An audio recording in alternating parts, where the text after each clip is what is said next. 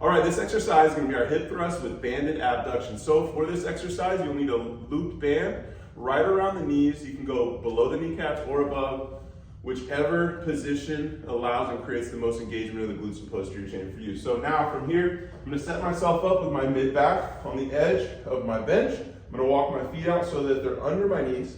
And I'm gonna start with my knees about hip width apart.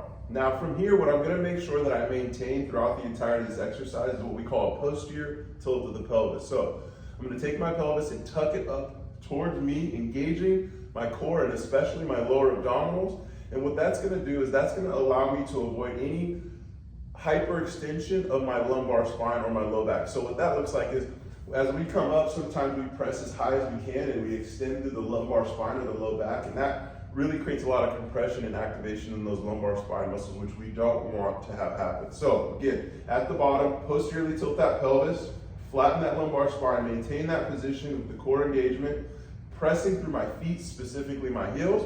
I'm gonna drive my hips up towards the ceiling, and as high as that tilt of the pelvis will allow me to come is about right here, which is parallel with my thighs. I'm gonna squeeze the glutes as hard as I can.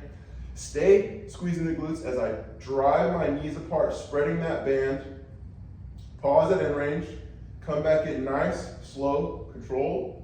Back to the start position of the knees, and then I'll slowly lower the hips back down to the start position. So one more time, maintain posterior tilt of the pelvis, engage those lower abdominals, press through the feet and the heels, drive the hips up, squeeze the glutes at the top as hard as you can, maintain that hip height level as you spread the band apart.